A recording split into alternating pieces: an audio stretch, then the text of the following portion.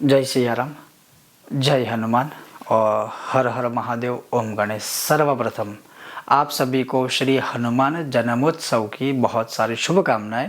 और प्रांत प्रांत के अनुसार हनुमान जन्मोत्सव को भी अलग अलग शब्द से या नाम से उच्चारित किया जाता है। तो सभी को मेरी ओर से हनुमान जन्मोत्सव की, और जो भी रीजनल भाषा में आप शब्दों के माध्यम से हनुमान जी की उपासना आदि करते हैं पर्व, अगर कहे कि चैत्र शुक्ल पूर्णिमा के दिन हनुमान जन्मोत्सव जो मनाया जाता है, उनकी आप सभी को शुभकामनाएं। लेकिन इस वर्ष हनुमान जन्मोत्सव कब है? वो 23 तारीख मंगलवार को है या 22 तारीख सोमवार को है। तो अब वो ध्यान से सुनिएगा। हनुमान जन्मोत्सव जो है वह 23 तारीख को मंगलवार के दिन ही उत्सव के रूप में मनाया जाएगा। अब अगर आप उपवास करते हो तो वह 22 तारीख को करना होगा, ये ध्यान रखिएगा। फिर भी आप चाहे तो 23 तारीख को भी हनुमान जन्मोत्सव के स्वरूप के साथ उपवास भी आप कर सकते हो, ये सर्वप्रथम स्पष्टीकरण।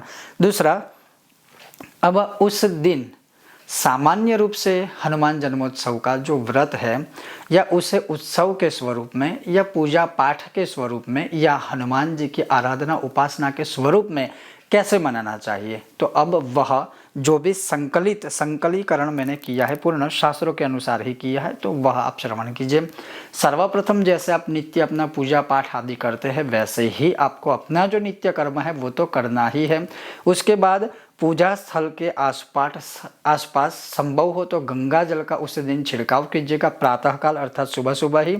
उसके पश्चात आप जब वैसे दूसरे दिनों में आप शुद्ध वस्त्र ही पहनकर भगवान की पूजा पाठ आदि करते होंगे, लेकिन विशेष रूप से मैं आपको ये कहूँगा कि या तो भगवे रंग का, या तो लाल रंग का, या तो पीले रंग का, या फिर सफ़ेद रंग का जो पीताम्बर या धोती जैसा होता है, उस वस्त्र को पहनकर ऊपर से, अगर आपने यज्ञोपवीत धारण की है तो बहुत अच्छी बात है, अगर नहीं भी की है तो भी दिक्कत नहीं है। लेकिन ऊपर जो पुरुष है, मैं उनकी बात कर रहा हूँ, ऊपर जो है वह बिना वस्त्र, या जैसे मैंने ऊपर से यह उपवस्त्र रखा है वैसे आप उपवस्त्र या शॉल वगैरह कुछ भी है उसको ओढ़कर फिर हनुमान जी की आराधना कीजिएगा, या फिर अपना नित्य कर्म इस दिन आपको करना चाहिए। उसके पश्चात आपका नित्य कर्म पूजा पाठ आदि जैसे ही पूर्ण हो जाए, हनुमान जी के सामने, अगर आपके पास हनुमान जी की मूर्ति है, हनुमान दादा की मूर्ति है, तो अगर मंदिर में है तो विशेष रूप से कोई स्थापना चौकी आदि लगाने की विशेष रूप से ज़रूरत नहीं है।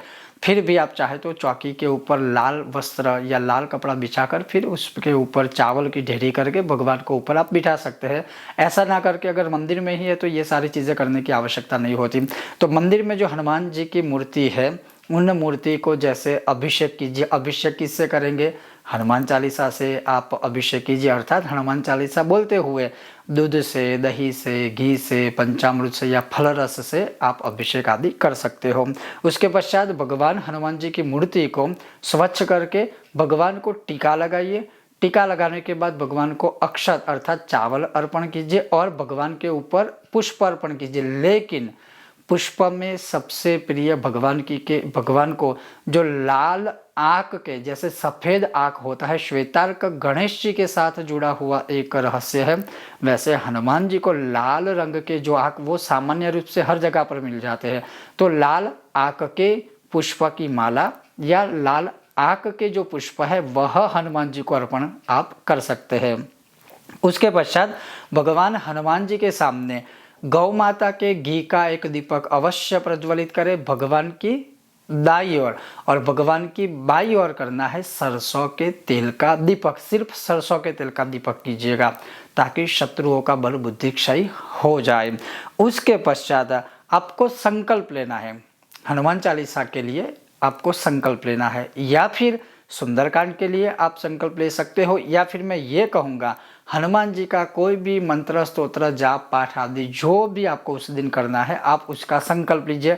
संकल्प कैसे लेना है? तो अपने हाथ में आप जल पकड़िए, अगर जल नहीं भी पकड़ना है तो फिर मानसिक संकल्प कीजिए कि मेरे जीवन के हर कष्ट, दुख, दरिद्रता का निवारण हो, भूत प्रेत पिशाच आदि ऐसी कोई भी आसुरी शक्ति हो उससे हमारे परिवार की रक्षा हो, रक्षण हो, और हमारे जो भी ज्ञात अज्ञात शत्रु है उनका बल क्षय हो, और विद्या, बल, बुद्धि ये सर्वस्व हमें प्राप्त हो और नवग्रह भी अगर दूषित है, दुरित है, उनकी कृपा हमें प्राप्त नहीं हो रही है तो वो भी प्रसन्न हो, इसके लिए यथाशक्ति मैं हनुमान चालीसा या फिर जो भी हनुमान जी के मंत्र स्तोत्र का पाठ करते हैं या करने वाले हैं, वो संकल्प में बोलना है कि मैं कर रहा हूँ या कर रही हूँ। उस जल को आप किसी पवित्र जगह पर छोड़ दीजिएगा। फिर आपने जो संकल्प लिया है उसी संकल्प के अनुसार आपको वह पूर्ण करना ही होगा, क्योंकि संकल्प अगर किया है तो बिना संकल्प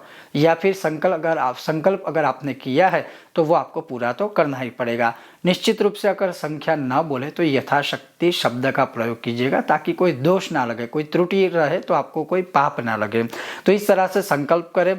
उसके पश्चात आपने जो भी मंत्र जाप स्तोत्र आदि किया है वह पूर्ण करके फिर आपने जो किया है मंत्र जाप स्तोत्र आदि किया है वो भगवान हनुमान जी को अर्पण कीजिए। हाथों में फिर से जल लीजिए और फिर बोलना है कि यथाशक्ति मैंने जो भी यह पाठ मंत्र आप जो भी करते हो उसका उच्चारण करें। जो मैंने किया है वह हे हनुमान जी मैं आपको समर्पण अथवा समर्पित कर रहा हूँ या कर रही हूँ, वह जल छोड़ दीजिए।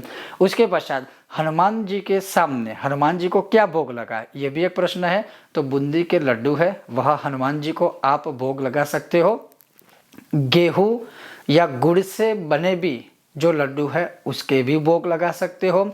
उसके अलावा भगवान हनुमान जी को गुड़ और चने के प्रसाद के रूप में भी आप भोग लगा सकते हो। उसके अलावा खास करके बूंदी में जो है वो केसरिया जो बूंदी होती है उसका भोग हनुमान जी को अवश्य लगाइए।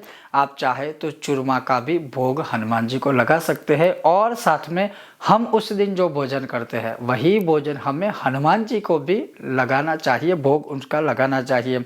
और ऐसा करने से हनुमान जी की पूर्ण रूप से कृपा प्राप्त होती है। और अवश्य उस दिन हो सके तो आप ब्रह्मचर्य का पालन करें, भूमि शयन कीजिएगा, किसी भी प्रकार से किसी भी साधु संत आदि की निंदा मत कीजिएगा और संभव हो तो किसी भी प्रकार से घर में क्लेश कलह आदि आपको नहीं करना है ताकि हनुमान जी रुष्ट ना हो और पूर्ण रूप से आपने जो हनुमान जी की आराधना साधना की थी उसका आपको 100% शुभ फल प्राप्त हो और आपके परिवार की भगवान रक्षा करें। इसके अलावा आप चाहे तो नैवेद्य के रूप में हनुमान जी को पान के बीड़े भी मुखवास के रूप में आप अर्पण कर सकते हो। उसके अलावा चाहे तो आप मुखवास के रूप में लौंग और इलायची भी एक कटोरी में भगवान के आगे रख सकते हो प्रसाद भोग के स्वरूप में। ये सारी चीज़ें बाद में आप प्रसाद के स्वरूप में खा सकते हो। ऐसा कर लेने के बाद फिर हनुमान जी की कोई भी आरती करें और आरती करने के बाद हनुमान जी से क्षमा याचना करें कि अनजाने में अगर हमसे इस पूजा पाठ में आराधना उपासना में कोई क्षति हुई हो तो हे प्रभु राम भक्त श्री रामदूत हनुमान जी हमारी गलती को आप क्षमा कीजिएगा और हमने जो भी भाव भक्ति से आपकी पूजा की है साधना की है उसका आप स्वीकार कीजिएगा। इसी प्रकार से पूरा दिन आपको यह अनुष्ठान करना है। अगर आपको उपवास करना है तो एक समय भोजन कीजिए, एक समय फलाहार कीजिए। एक दिन साध्य है, अगर आप चाहे तो पूरा दिन केवल फलाहार भी कर सकते हो और दूसरे दिन इसमें पारण आदि तो कुछ करने की आवश्यकता नहीं होती है, तो दूसरे दिन आप सीधा ही अन्न का आहार या प्रातः काल से आप खाना खा सकते हो। तो इस प्रकार से हनुमान जी की उपासना आप कर सकते हो। ये था एक विशेष वीडियो। इसी से जुड़ा और एक दो वीडियो में बनाऊंगा, देखते रहिए। कर्मकांड में आनंद पाठक मेरे साथ। ओम गणेश, हर हर महादेव, जय सिया राम।